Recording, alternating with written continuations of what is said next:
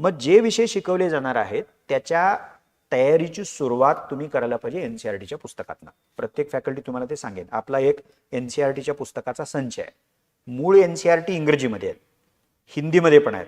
आपण मराठी माध्यमातल्या विद्यार्थ्यांसाठी आता ते यूपीएससीला पण उपयोगाचं आहे आणि अर्थातच एमपीएससीच्या नव्या पॅटर्नला उपयोगाचं आहे.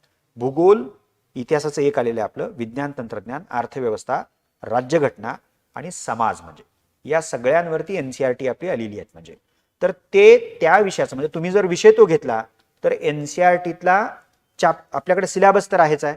त्यामुळे सुरुवातीचं जे प्रकरण आहे तर ते आधी एनसीईआरटी मधनं तुम्ही वाचा, बरोबर. वर्गामध्ये डिस्कशन होईल. घरी गेल्यानंतर पुन्हा एनसीईआरटी मधला तो चॅप्टर वाचायचा. रेफरन्स पुस्तक जे तुम्हाला त्या विषयासाठी सांगितलं जाईल त्यातनं तोच चॅप्टर वाचायचा आणि क्लास नोट मधनं देखील तोच चॅप्टर वाचायचा. असं किती विषय मी घेणार आहे? मॅक्सिमम 3 असतील, मिनिमम 2 असतील.